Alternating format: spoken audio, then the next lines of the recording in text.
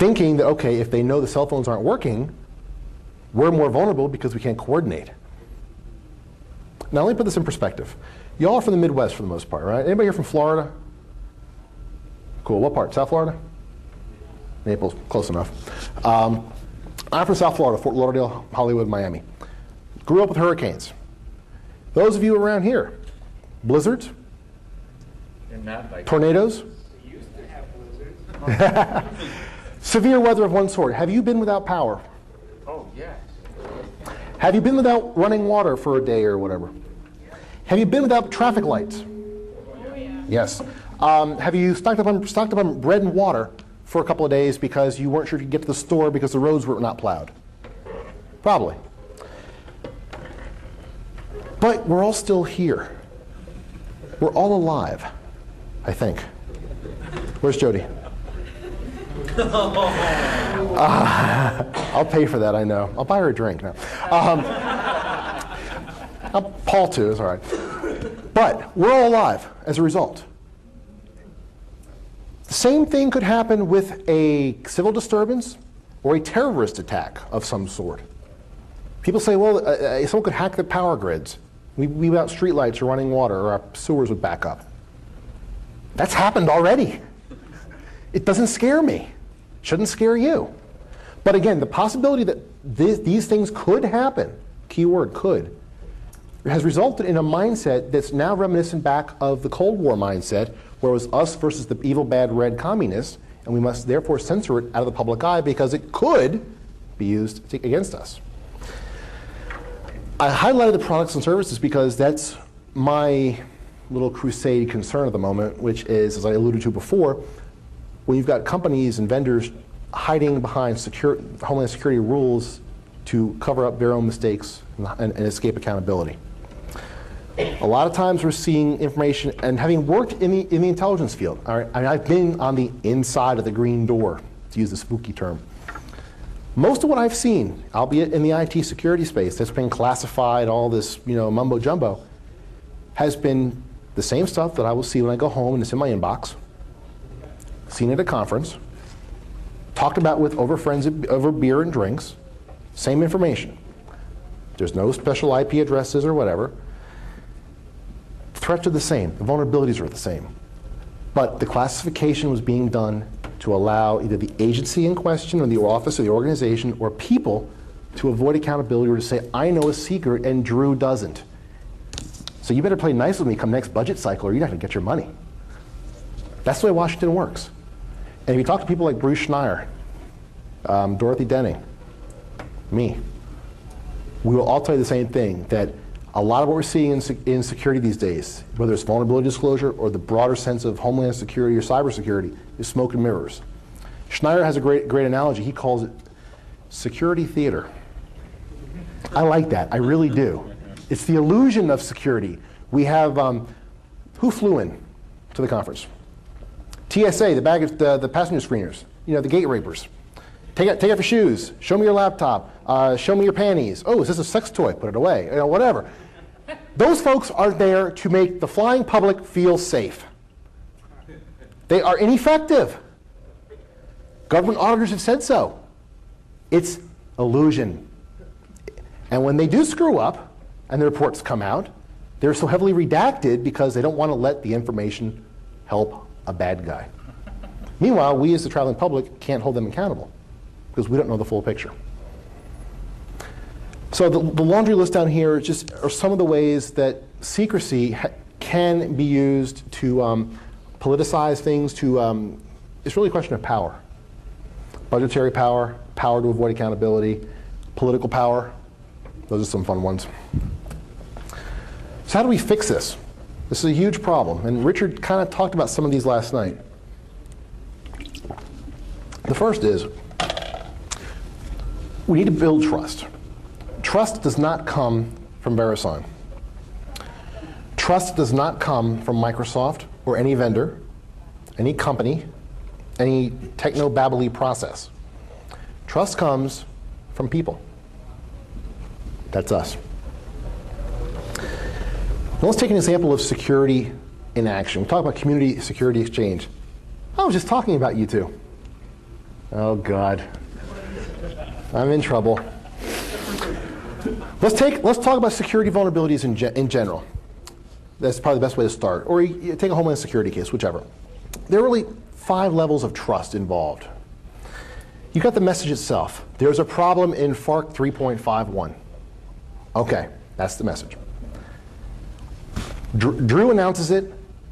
That sounds pretty important. I mean, hell, it's his software. I mean, you know, it's his company. Okay. He's a cool guy. He's pretty down to earth. I mean, he's been right before. He's been wrong a few times too. But you know, he's made good on when he's made good to us when he's screwed up. Okay, I trust him to be pretty honest with me. But as you go out and farther away from the individual, the level of trust gets less and less. Go to the institutional level. And we're talking now in cybersecurity when the FBI gets involved, or DHS, or other government folks getting involved. When I was at Network Solutions, there were many times that I could not stand working with certain federal law enforcement folks because the people themselves were very nice and very cool. And they apologized that they couldn't do more, but their hands were bound. Why were their hands bound? Because their institutional performance, the next ring up, tied their hands from being truly effective cybercrime people. So as the victim or a partner in this response, I was a little leery of working with them or giving them so much information to help solve the case. I was a victim, but I wasn't, I mean, in some ways, you know, the good guys scared me more than the bad guys did. Especially the FBI. Some of those folks just do not have a clue. And then finally, the upper level is the socio-political climate. And this high level is what we've seen pretty much since 9/11. With anything that could be used by a bad guy should be kept out of public view. These 5 layers, when you look at them, they all come back to one thing. And there's a piece of technology that is responsible for all this. It's wetware. Wetware starts with the message. Who crafts the message? Wetware is a who, by the way. Wetware. Complicated computer, easiest one to mess with. And it goes up from there. Wetware is responsible for delivering the message, how we perceive the message, how we act on the message, how we believe the bigger picture around us is, how the world. Theme talked about perception management. This is part of it. Trust is based on perception management. Who here has or been social engineered? Everybody should be raising your hands. I'm doing it right now. This is all bogus now. No. And if you had a boyfriend or girlfriend, you know you're being socially engineered. Okay. Social engineering preys on the victims to do what? Get a nugget of trust in the person's mind and exploit that nugget for whatever purposes. But trust is where we need to start if we're going to find any way to resolve this information sharing conundrum between the guys who want to share it all and the guys who don't want to share anything. The community is huge. I will make no bones about it. Can you see this in the back of the room? The ladder? Okay. Take a minute and think about this ladder in terms of cybersecurity and then politics. Even cars, public safety, consumer products. At the low end, you've got no participation from the consumer, from the end users, from the community. We are just resources. On the high end, you've got a degree of citizen power where we are running the show. We are informed. We are a part of the decision-making process. We are an equal player with the vendors, the government, whoever else. And the spectrum rises and falls accordingly. Where do you think we are in terms of cybersecurity, vulnerability disclosure, and discussion on this ladder? Anybody? Informing. Okay. You are a security vendor. You are Symantec. Where do you fit on this ladder? Zero? Zero? Somebody else besides zero. 0.5. 5, you said? 0.5. Okay, between 1 and 8. If you're a vendor, chances are you're looking at the partnership thing because your business model relies on cybersecurity vulnerabilities existing, right? If you're a Symantec, what's the one thing you don't want to see happen? Windows to go away, right? You don't. NIMDA CertCam, whatever the next bug du jour is, that is like catnip to you. Because you know your job is going to be safe for a good long time. With that mindset, their goals and their motivations on information sharing are skewed. Because they're not so per se interested in looking at helping you. They're interested in helping themselves. That's why you see issue as opposed to major problem. Feature opposed to unnecessary. Things like that.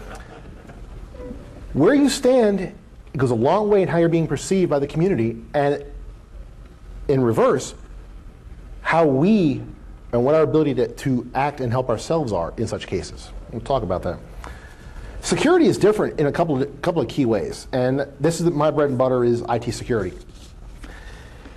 Information security and the spread of vulnerability information, exploits, whatever, helps us because we can see what bad coding looks like, see how mistakes are made, learn from that, and apply that to the future. At least that's the ideal case. Now, I said exploits. I don't mean we should be publishing exploits. I think that's kind of pushing the envelope in some cases. But saying there's a problem, here's what the problem is, here's what it looks like, that's very helpful. Information security, cybersecurity is not the equivalent of Ebola or smallpox. People in this room, we can be dangerous with computers, no doubt about it. People in this room, for the most part, can't be dangerous with smallpox. We don't have the technology, the mindset, the know-how. So the potential for us to launch a smallpox attack is limited. The potential for us to spread malicious code is pretty up there, or it could be. So in this case, secrecy really doesn't benefit anybody because you're rolling the dice. I love going to government conferences when they say we should classify everything. And they do. They try to say that. Because they forget one little important thing. Is that just because the US government classifies something we know is secret, we're going to keep it to ourselves, doesn't mean that the Russians, the Chinese, us, that we don't already know about it. 0 days can be out months before the government hears about it. And that does kind of happen. So by classifying all this information, who's it really helping? Nobody. An ongoing problem with this, within the security space, is that there's really no major difference between what's an attack tool, a hacker tool, and a legitimate tool of defense or system administration tool. A couple years ago, CDC released back orifice, and then BO2K. Which one? Yeah. Came out, and what did it say? This is an evil hacker tool. It's bad. It's malicious. It's bad code. Why? Because it lets somebody remotely control a system. Eject the CD-ROM. Exactly. But yet, you could go drop $1,000 to comp useless and get what? PC Anywhere. PC Anywhere, Timbuktu, any number of things. You can pull down something like VNC. I was saying VLC, VNC, and do the exact same thing. But PC Anywhere doesn't wrap itself around other executions. True. However, work with them. But the reality, but You eject the CD-ROM. It also right. There are subtle differences. Those are features. That's why I like that tool. But the functionality is the same. And yes, there are some differences, and they're valid points. Does PC Anywhere go on IRC? It could. Well, if you use Visual Basic Scripting and you scripted a couple of little applets, you could drop it in there and probably could work something out. Or click a checkbox? Exactly. But regardless, the functionality was pretty much the same, for the most part. There are some features, of course. So in my mind, there's no difference. When I had a government person come in my office when I was working for a government security group, and they said, well, why do you have these hacker tools? I'm like, these are what we use to test our security. Well, we have a security budget. Yeah, we bought ISS, it's sitting in the shrink wrap. These are better. So there's no difference. It doesn't really benefit anybody to draw that line anywhere. Looking at publishing security knowledge presents this ignorance that we're seeing in the security space. We talk about, Richard talked last night about, you could be so caught up in the environment that you're unable to see outside of the environment. That's true. That's why you'll never see security consultants, security companies, vendors say what really will implement strong security. I'm not saying just get off Microsoft.